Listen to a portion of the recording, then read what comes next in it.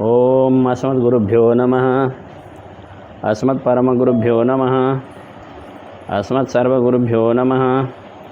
श्रीमते रामानुजाय नमः। श्रीशैलेशदयापात्रं धीभक्त्यादिगुणार्णवं यतीन्द्रप्रवणं वन्दे रम्यजामातरं मुनिं। लक्ष्मीनाथसमारम्भां नाथयामनमध्यमाम् अस्मदाचार्यपर्यन्तां वन्दे गुरुपरम्पराम्। कौडिन्यानरत्नभूतममलं रङ्गारिसेवारतं वन्दे वैष्णवं सपद्मविपिने सूर्यं नमं पावनं। विद्वत्श्रीसुखदेवपादयुगलां भोजैकभोग्यं परं वन्दे श्रीपरमं पराङ्कुशगुरुं वेदान्ततत्त्वप्रदं। श्रीमच्छुकार्यपदपङ्कजलब्धदीक्ष्यं गोपालदेशिकपदाम्बुजदत्तशेक्ष्यं श्रीभूतपट्टणयतीन्द्रमठाधिपाप्त ज्येष्ठाश्रमं शठरिपं यतिराजमीडे। लोकाचार्याय गुरवे कृष्णपादस्य सूनवे संसारभोगिसन्दष्ट जीवजीवातमे नमः। अखिलहेयप्रत्यनीककल्याणैकतान श्वेतरसमस्तवस्तुविलक्षणानन्तज्ञानानन्दैकस्वरूप परब्रह्म परमात्मा परमपुरुषोत्तम भक्तवांछाकल्पतरुतडिद्विनिन्दकपीताम्बरधारी अखिल जगदुदय विभय लीला श्री भू नीला नायक श्रीमन्नारायण भगवान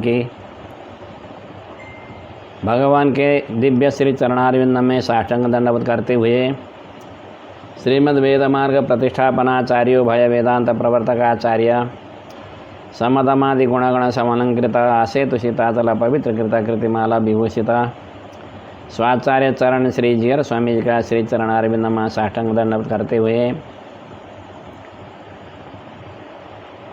और भी पूर्वोक्त गुण विशिष्ट संपूर्ण आचार्य वृंदा हलवार वृंदा पूर्वाचार्य वृंदों के श्री चरणारविंद में साष्टांग दंडवत करते हुए या किंचन भगवान का गुणानुवाद करने के लिए उद्यत हो रहा है। परात्पर निखिलेश परब्रह्म परमात्मा श्रीमन्नारायण भगवान की निर्हेतु की कृपा से जीव को मानव शरीर प्राप्त होता है। जिस समय में मानव शरीर जीव को प्राप्त हुआ हो उस समय में बहुत कुछ सुनना मनन करना जरूरी है। इनमें से अवश्य जानना जरूरी है तत्वहित पुरुषार्थ को। तत्वहित पुरुषार्थ बताने ग्रंथों में लोकाचार्य स्वामी जी के द्वारा रचना किया गया यह तत्वत्रय नाम का ग्रंथ, इसमें तत्वहित यथार्थ में बताया गया है। और कल के प्रसंग में हम बता रहे थे अनादिकाल से माया में सोया हुआ जीवात्मा को मोक्ष सिद्ध करने के लिए तत्वत्र ज्ञान आवश्यक है, इस विषय को बता रहे थे। तो इसमें जा कर के बताया था जीवात्मा अपने तरफ से भगवान को प्राप्त करने के लिए कुछ नहीं करता, परंतु भगवान जीवात्मा के अनिष्ट को देख करके जीवात्मा को उद्धार करने के लिए सृष्टि स्थिति पालना इत्यादि भगवान करते हैं संसार का। इस तरह के भगवान की कृपा किसी जीवात्मा में जब बरस जाती है ना, तब वह जीवात्मा सात्विक बन जाता है।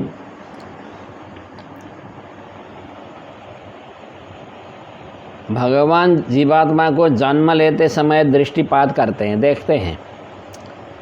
महाभारत में बताया है जायमानं हि पुरुषं यं पश्यन् मधुसूदनः सात्विकः स तु विज्ञेयः स वै मोक्षार्थचिंतकः। जन्म लेते समय जिस जीवात्मा के ऊपर में भगवान मधुसूदन दृष्टिपात करते हैं, भगवान उस जीवात्मा को देख देते हैं, वह सात्विक बन जाता है। सात्विक बनने के बाद में वही मोक्ष के लिए क्या करना चाहिए, किस तरह से मोक्ष प्राप्ति होती है, उसके लिए उद्यत होकर के खोजी करने का विचार करता है और खोजी कर लेता है, उसको ढूंढ लेता है। ऐसा भगवान का विशेष कटाक्ष से रजोगुण तमोगुण निरस्त हो जाते हैं, घट जाते हैं, सात्विक बढ़ जाता है, सात्विक गुण सत्वगुण बढ़ जाता है। और विषय कटाक्ष के द्वारा रजो तमोगुण घटने के कारण, उसको सत्वगुण प्रबुद्ध होने के कारण मोक्ष के लिए विचार करता है। मोक्ष होने के लिए तत्वज्ञान होना जरूरी है। संपूर्ण दर्शन का एक ही बात है, ऋते ज्ञान न मुक्ति। ज्ञान से ही मोक्ष होता है, बिना ज्ञान का मोक्ष नहीं होता है। सब दर्शन का एक ही कहना है। इसलिए तत्व ज्ञान के बिना मोक्ष सिद्ध नहीं होगा। मोक्ष सिद्धि के लिए जो तत्व ज्ञान शास्त्र में बताया है उसको उपदेश से संपादन करें, शास्त्राध्ययन से संपादन करें, जिस तरह भी संपादन कर सकते हैं। परंतु शास्त्र के अध्ययन से तत्वज्ञान उत्पत्ति करना इतना सरल नहीं है, क्योंकि शास्त्र एक नहीं है। अनंत शास्त्रम बहुवेदितव्यम स्वल्पस्य कालो बहवस्त विघ्ना, ऐसा बताया है। शास्त्र अनंत है, शास्त्र का कोई ठिकाना नहीं है। जानना बहुत है और समय बहुत कम है, उसमें विघ्न बाधाएं ज़्यादा होते हैं। बाधा ज़्यादा होती है, विघ्न ज़्यादा होता है। इस ऐसा होने से शास्त्राध्ययन से तत्वज्ञान करना उतना सरल नहीं है। अब विकल्प क्या है तो फिर तो विकल्प उपदेश से ग्रहण करेंगे। अनंत पारम बहुवेदितव्यम स्वल्पश्च कालो बहवश्च विघ्ना, मैंने बता दिया पहले। शास्त्र ज्ञानम बहुक्लेशम बुद्धेश चलन कारणम, शास्त्र ज्ञान में बहुत कष्ट होता है। अरे हमारी बुद्धि जो है ना बहुत चंचल है। जैसे पीपल के पौधे पर पत्ते होते हैं ना, वो कभी स्थिर नहीं रहते हैं, हिलते ही रहते हैं, हिलते ही रहते हैं, वैसे ऐसे हिलते रहते हैं सब दिन, कभी वो स्थिर होकर के नहीं रहते। इसलिए पीपल को चल दल बोलते हैं। दल मने पत्ते जब भी चलायमान ही होते हैं उसके। हमारी बुद्धि भी पीतल के पत्ते जैसे, पत्ता जैसा ही है। पीतल के पत्ते जैसे एक तरह से एक स्थिर होकर के नहीं रहते, उसी तरह से हमारी बुद्धि भी स्थिर नहीं होती। इसलिए चेतन को शास्त्राध्ययन से तत्वज्ञान होना संभव नहीं है।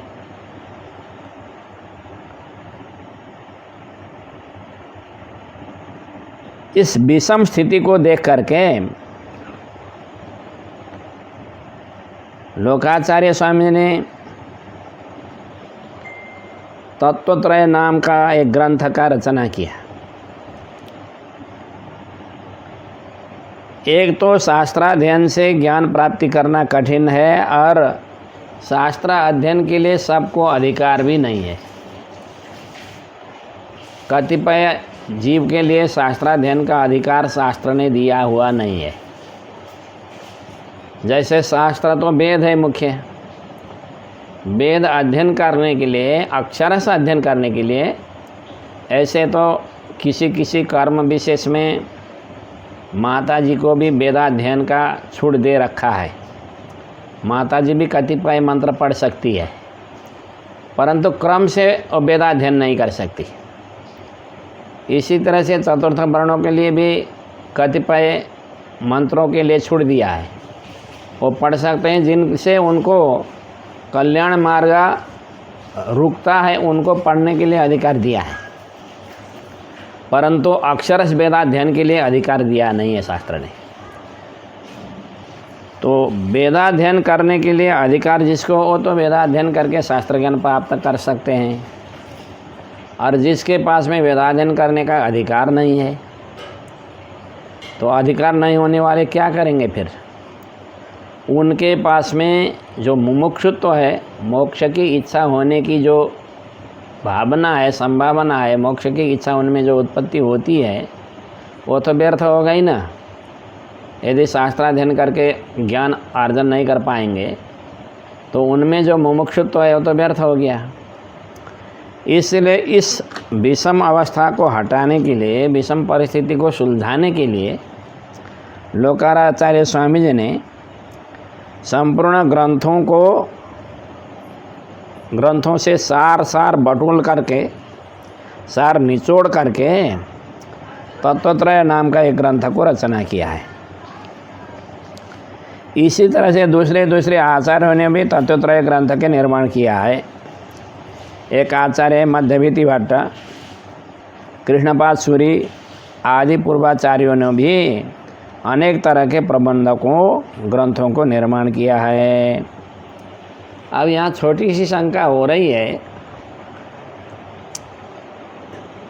एक के द्वारा निर्माण किया गया जो ग्रंथ है उसी के दूसरे के द्वारा बढ़ाना तो ठीक है, क्योंकि हमारे पूर्वाचार्य जो थे वो ख्याति लाभ के लिए ग्रंथ रचना नहीं करते थे, नाम कमाने के लिए वे ग्रंथ रचना नहीं करते थे और पैसा कमाने के लिए भी नहीं करते थे।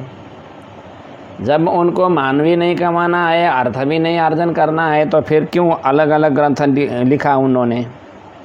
एक के द्वारा लिखा गया ग्रंथ को ही बस टिक्का टुकी करके उनको बढ़ा देते, उनको विस्तृत कर देते, हो जाता है।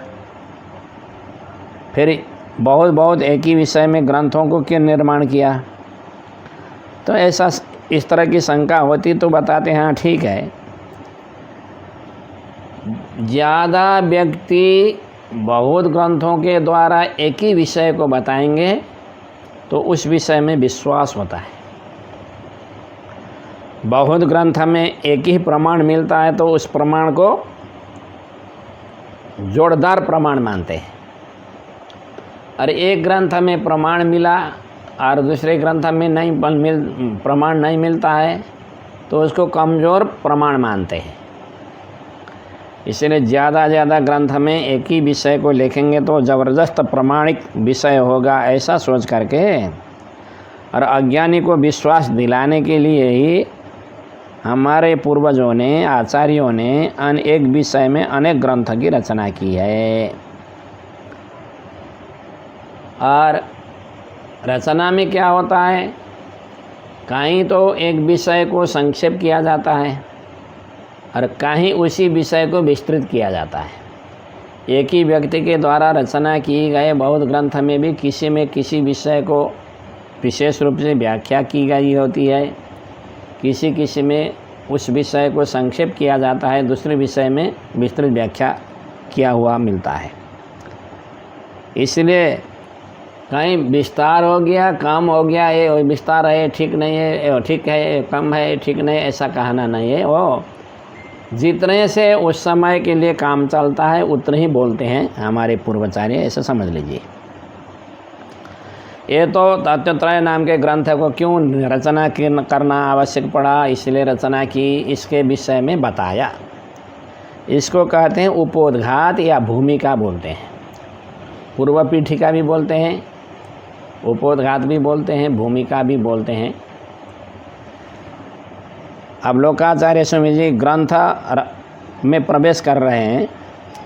मुमुक्षुश्चेतनस्य मोक्षोत्पत्तौ तत्वत्रय ज्ञानम अपेक्षितम तत्वत्रयम चिदचिद ईश्वरश्च।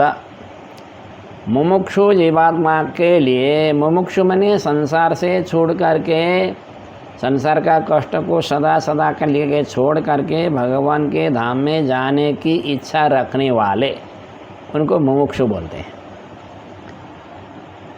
इस तरह के चेतन को मोक्ष सिद्धि होने के लिए, मोक्ष प्राप्ति के लिए तत्वत्रय ज्ञान आवश्यक है। बिना तत्वत्रय ज्ञान किसी को मोक्ष नहीं होगा। और तत्वत्रय किसको कहते हैं? चित अचित ईश्वर। चित तत्व, अचित तत्व और ईश्वर तत्व को तत्वत्रय बोलते हैं। किसको बोलते हैं? चित तत्व, अचित तत्व और ईश्वर तत्व, ये 3 तत्वों को ही तत्वत्रय बोलते हैं। यहाँ पहले मुमुक्षु बताया है। मुमुक्षु का अर्थ मोक्ष की इच्छा रखने वाला, संसार से निवृत्ति होकर के मोक्ष प्राप्ति करने की इच्छा आना ये बहुत दुर्लभ है। मोक्ष प्राप्ति की इच्छा मन में जागृत होना ये सामान्य बात नहीं है, इसलिए यहाँ पर मुमुक्षु शब्द बताया है। संसार से निवृत्ति होकर के मोक्ष होने की इच्छा उत्पत्ति होना ही दुर्लभ है। और जब तक मोक्ष के लिए इच्छा उत्पत्ति नहीं होती तब तक भगवान भी इसको मोक्ष के लिए इच्छा नहीं है, ठीक है यहीं रहने देता हूँ कह करके यहीं छोड़ देते हैं। भगवान के लिए बद्धात्मा और मुक्तात्मा में भेद नहीं है। भगवान बद्धात्मा, मुक्तात्मा, नित्यात्मा को एक समान ही देखते हैं, सबको एक ही भोग देना चाहते हैं। परंतु भगवान तो चाहते हैं और हम लोग नहीं चाहते। भगवान हम लोग को भी सबसे बड़ा सुख प्रदान करें ऐसा हम लोग नहीं चाहते, क्योंकि यदि चाहते थे तो अवश्य पहले मोक्ष हो जाते थे ना। नहीं चाह रहे हैं इसलिए मोक्ष नहीं हो रहा है।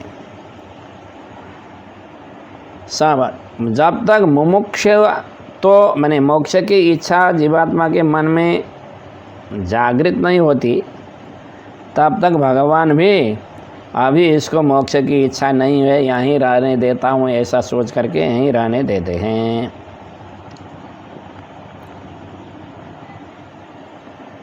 ये मोक्ष की इच्छा उत्पत्ति न होने से ही अनादिकाल से हम लोग संसार में पड़े हुए हैं। भगवान सर्वदा जीवात्मा का उद्धार करना ही चाहते हैं, परंतु ये इच्छा उत्पत्ति नहीं होने के कारण भगवान भी विलंब कर रहे हैं। संसार को ही मजबूत बनाने के लिए इच्छा करने वाले आत्मा को संसार से निवृत्ति होकर के मोक्ष होने की इच्छा उत्पत्ति होना ही दुर्लभ है, इसको बताने के लिए मुमुक्षु ऐसा बताया। अब यहाँ पर फिर चेतन से बोल रहे हैं। चेतन किसको कहते हैं? जिसमें चैतन्य हो उसको चेतन बोलते हैं। चैतन्य माने ज्ञान, प्रेक्षा, उपलब्धि, चित, संवेद, प्रतिपद, ज्ञप्ति, चेतना, चैतन्य ये ज्ञान को बताते हैं। जिसमें ज्ञान हो उसको चेतन बोलते हैं, जिसमें चैतन्य हो उसको चेतन बोलते हैं। चैतन्य का काम क्या है? ज्ञान का काम क्या है? सुख और दुख को विचार करके दुख को त्यागने की इच्छा, सुख प्राप्त करने की इच्छा होना ज्ञान का काम। इससे मुझे कष्ट हो रहा है उसको जान करके उस कष्ट होने का जो साधन है उसको छोड़ देना, इससे मुझे सुख मिलने वाला है ऐसा समझ करके उस सुख प्राप्ति के साधन को अपनाना ज्ञान का काम होता है। अब आत्मा संसार में पड़ा हुआ है, मोक्ष होने से मुझे सुख प्राप्त होता है, ये ज्ञान ही नहीं है, उसके पास में चैतन्य ही नहीं है। अब एक ज्ञान का कार्य, उस ज्ञान होते हुए भी ज्ञान का कार्य वो नहीं कर रहा है। ज्ञान का कार्य नहीं करने के कारण यहाँ पर चेतन बताया है। ये चैतन्य कार्य जिसका उपयुक्त होना शुरू हो गया हो उसको चेतन बोलते हैं।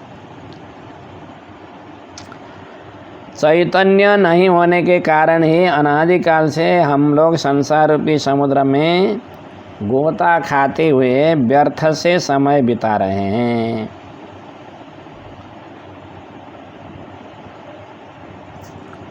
संसार से निवृत्ति कराने के लिए उपयुक्त ज्ञान को ही चैतन्य बोलते हैं।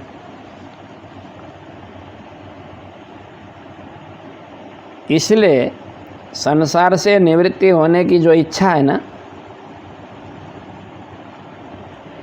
वो उत्पत्ति होकर के निरस्त, ये इतना आनंद है जिसमें आनंद का कोई सीमा नहीं है। इस तरह से आनंद से परिपूर्ण भगवान को प्राप्त करने की इच्छा बहुत जीवात्मा में किसी किसी में जागृत होती है, उत्पन्न होती है इच्छा। अब मोक्ष प्राप्ति कराने वाला ज्ञान कौन है? भगवान को विषय करने वाला ज्ञान है। जिस ज्ञान से भगवान को विषय करता हो, जिस ज्ञान से भगवान के स्वरूप, रूप, गुण, वैभव का अनुभव होता हो, उसको ज्ञान बोलते हैं। इसके अलावा दूसरा सब अज्ञान ही कहलाता है।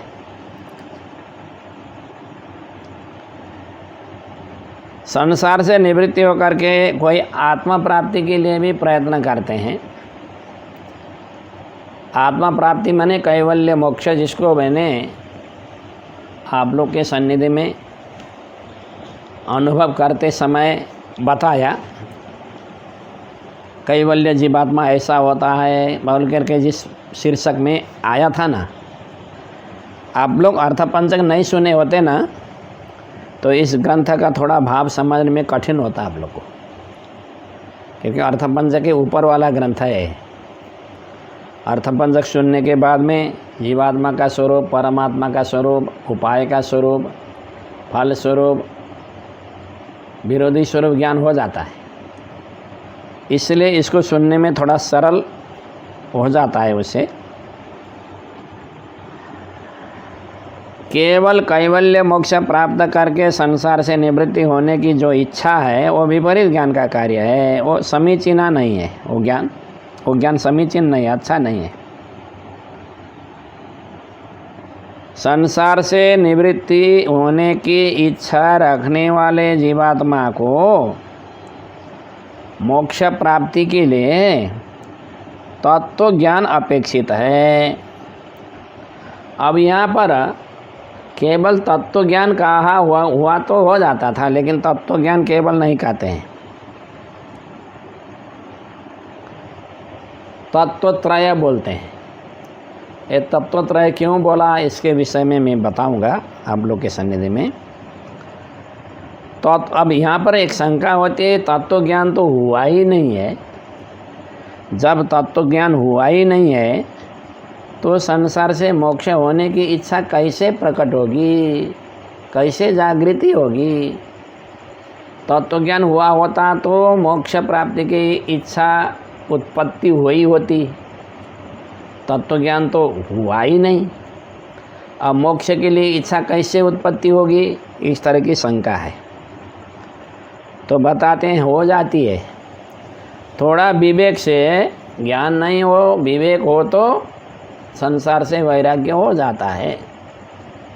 इसके बारे में थोड़ा विवेक करना पड़ता है। परीक्षा लोकान कर्मचितान ब्राह्मणो निर्वेदमायात नास्ति अकृतं कृतेन तद्विज्ञानार्थं स गुरुमेवाभिगच्छेत् समित पाणि श्रोत्रियं ब्रह्मनिष्ठम। ऐसा वेद का कहना है।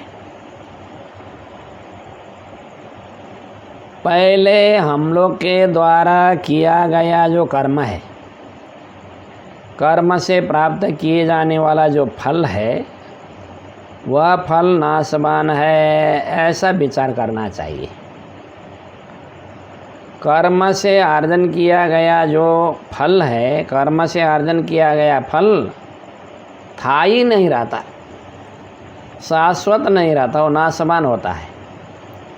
जैसे हम लोग खेती करके गेहूँ लाते हैं ना, और गेहूँ भगवान को भोग लगाते समाप्त होता है कि नहीं? समाप्त हो जाता है। व्यापार करके पैसा ले करके रख लेते हैं, लेकिन पैसा भी खर्च करते करते समाप्त हो जाता है ना। बाज़ार से घी खरीद करके टिन भर भर रखते हैं, परंतु वो भी खर्च करते करते समाप्त हो जाता है ना। ये सब कर्म के द्वारा कमाए गए वस्तु हैं। जितने भी कर्म के द्वारा कमाए गए वस्तु हैं संसार में, ये सारे के सारे नाशवान हैं। इस श्लोक के तो यज्ञ यज्ञादि करके स्वर्गादि लोक को भी आप कमा लीजिए, वो भी यहाँ के जैसा ही नियम वहाँ भी है, क्योंकि वो भी कर्म से ही कमाया गया है। वो भी नाश होने वाला ही है, वो भी नाश हो जाता है। परीक्षा लोकान कर्मचितान, कर्म के कमाया गया जो कर्म से अर्जन किया पदार्थ नाशवान है, ऐसा सोच करके परमात्मा की प्राप्ति के लिए उत्कट इच्छा रखने वाले जीवात्मा को संसार से वैराग्य होना चाहिए। अकृत कहते हैं परमात्मा को। भगवान को किसी ने बनाया हुआ नहीं है, भगवान स्वयं बनी बनाव है, स्वयं से है भगवान। इस तरह के भगवान को प्राप्त करने के लिए किया गया कर्म से भगवान प्राप्त होने वाले नहीं है। नास्ति अकृतम कृतेन कर्मणा, किया गया कर्म से अकृत परमात्मा मिलते नहीं है। अब परमात्मा को प्राप्त करने के लिए तो पहले तो जानना पड़ा ना, तो उसको जानने के लिए गुरु के पास में चला जाता है वो जीवात्मा। तद विज्ञानार्थम सगुरु में विगच्छत, उसको जानने के लिए जीवात्मा को गुरु के पास में जाना चाहिए। गुरु को भी यह शिष्य ठीक है कि नहीं है उसको विचार करके तब उपदेश देना चाहिए। शिष्य के लक्षण ठीक है कि नहीं, घटते हैं कि नहीं, इसमें शिष्य के लक्षण परिपूर्ण है तो ठीक है। शिष्य के भी लक्षण होते हैं। सद्बुद्धि साधु सेवी समुचित चरित तत्वबोधाभिलाषी शुश्रूषु त्यक्तमानः प्रणिपतनपरः प्रश्नकालः प्रतीक्षः शांतो दान्तो न सूयु जित विषयगणो, ऐसा शिष्य का लक्षण है।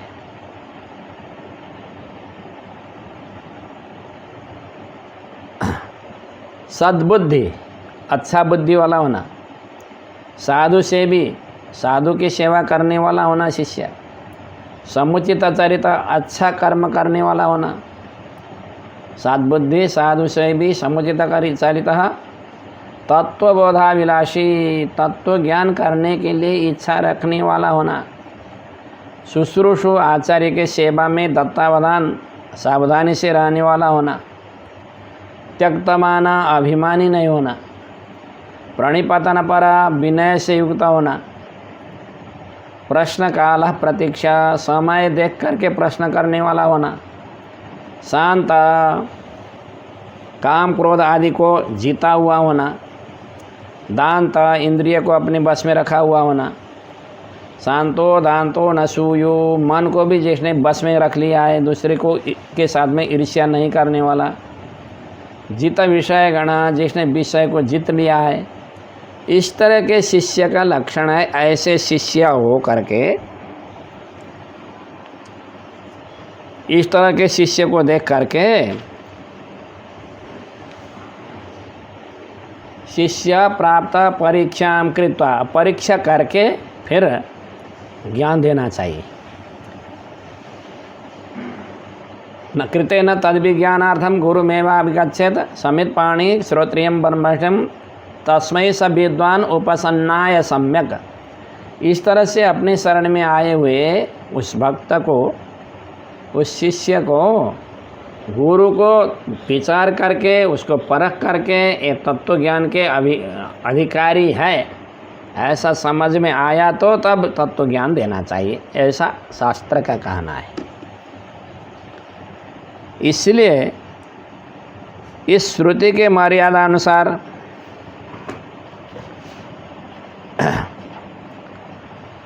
संसार से विषय जिसको हो जाता है तो उसको वैराग्य आ जाता है। इसलिए पहले मुमुक्षुत्व होना ज़रूरी नहीं है। पहले संसार को देखना ज़रूरी है। संसार में ज़्यादा कष्ट को झेलते हुए संसार के कष्ट से जो निवृत्ति हो नहीं पा रहा है, तो उसको फिर दोबारा इस कष्ट में नहीं पड़ने के लिए संसार में कर्म के द्वारा अर्जन किया गया जो विषय है वो नाशवान देख करके तब स्थिर फल प्राप्ति के लिए गुरु के सन्निधि में जब जाएगा तो उसको तत्व ज्ञान हो जाएगा, मुमुक्षुत्व आ जाएगा, ऐसा बताते हैं।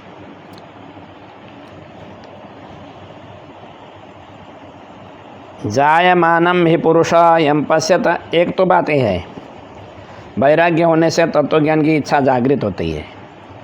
अरे भगवान ने निरहेतु कृपा कर दिया हो जन्म के समय में तब तो स्वतः सात्विक बनेगा और मोक्ष प्राप्ति के लिए प्रयास करेगा।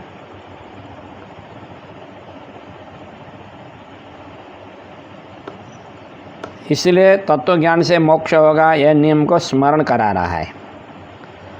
अब कहीं कहीं जो है बिना तत्व ज्ञान से भी मोक्ष हो जाता है, मुक्ति मिल जाती है। कैसे तो बताते हैं। मोक्ष सद्वारक और अद्वारक दो तरह का है। स्वयं अपने तरफ से तत्व ज्ञान करके भगवान की उपासना करते हुए भगवान के कृपा से पार होना, इसको कहते हैं अद्वारक। किसी तत्वज्ञानी महात्मा के द्वारा उसके अभिमान के अंतर्भूत होकर के मोक्ष होना, इसको कहते हैं सद्वारक। दो तरह से मोक्ष होता है। पहले वाला जो प्रसंग है वो अद्वारक के लिए है। अब सद्वारक के लिए बताते हैं। पशुर्मनुष्य पक्षी वा ये च वैष्णव संश्रयाः तेनैव ते प्रयास्यन्ति तद्विष्णोः परमं पदं यं यं पृशति पाणिभ्यां यं यं पश्यति चक्षुषा स्थावराण्यपि मुच्यन्ते किं पुनर्ब्राह्मणवाज्जनाः। पशु माने गाय भैंस बकरा इत्यादि जो भी हो अपने घर में रखा हुआ, घोड़ा हाथी भी आ जाते हैं उसमें। मनुष्य मनुष्य माने मनुष्य हम लोग ही हो गए। ત્યાં હેરના કેસા કશું ન बुझो तू हेर न के भन्दैछ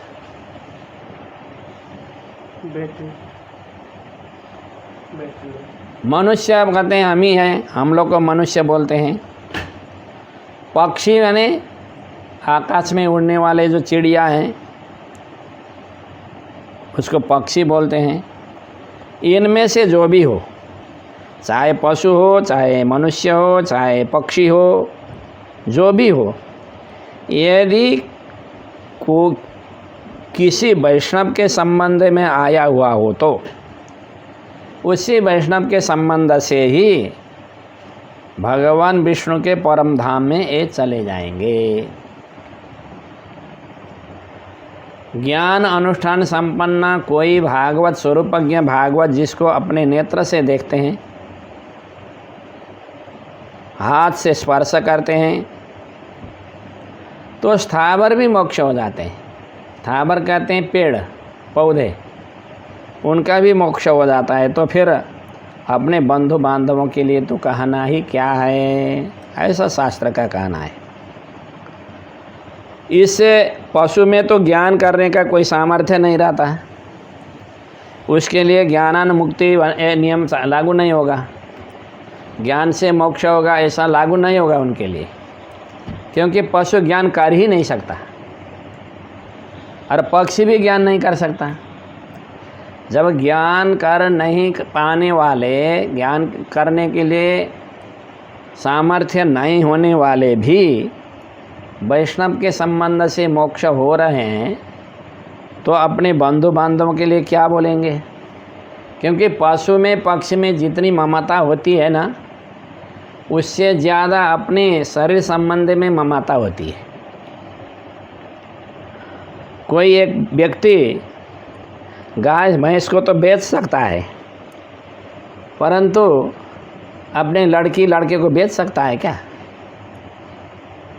वो तो अपने जिगर के टुकड़े को थोड़ा बेच सकता है, तो अपने जिगर के टुकड़ा मान करके बैठता है, अपने पुत्र पुत्री को बेच नहीं सकता। इससे क्या सिद्ध होता है? पशु मनु आदि में, पक्षी आदि में जो ममता होती है उससे ज़्यादा ममता अपने बंधु बांधव में होती है। जब कम ममता वाले पशु पक्षी भी उनके ममता के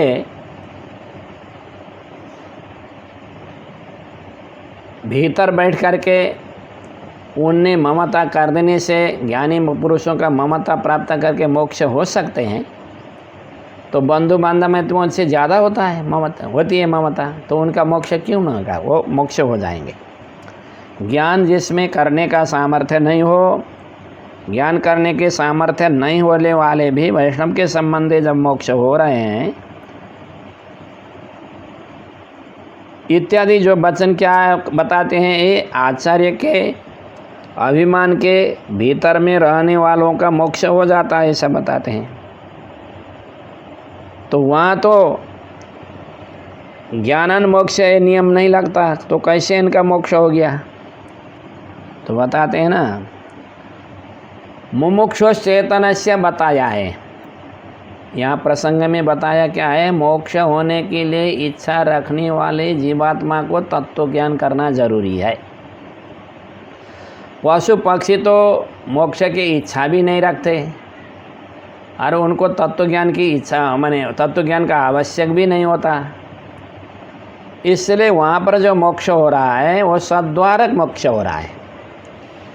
यानी तत्व ज्ञान संपन्न ज्ञानी अनुष्ठानी आचार्य के द्वारा किया गया जो अभिमान है, यह मेरा है, इसका मोक्ष है भगवान आप प्रदान कीजिए, कहा करके ज्ञानी अनुष्ठानी महात्मा जिसको मोक्ष के लिए प्रार्थना कर देते हैं, ज्ञानी महात्माओं के द्वारा की गई प्रार्थना को भगवान उनके ज्ञान को देख करके स्वीकार कर लेते हैं। अरे जिसको मोक्ष होना है उसके पास में ज्ञान नहीं है तो क्या हुआ? लेकिन जिसका मोक्ष चाहना करने वाले हैं, चाहना करने वाले के पास में तो ज्ञान है ना। चाहना करने वाले के पास में रहा हुआ ज्ञान और वैराग्य भक्ति को देख करके भगवान उनको भी मोक्ष देते हैं। इसलिए वहाँ पर तत्व ज्ञान के अधिकारी नहीं है पशु पक्षी इत्यादि मनुष्य इत्यादि, वो कोई ज्ञानानुष्ठान संपन्न आचार्य के अभिमान से उनको मोक्ष मिलता है। और जो तत्व ज्ञान रखने का सामर्थ्य रखते हैं उनके लिए तत्व ज्ञान करना ही आवश्यक होता है, ऐसा नियम सिद्ध हुआ है।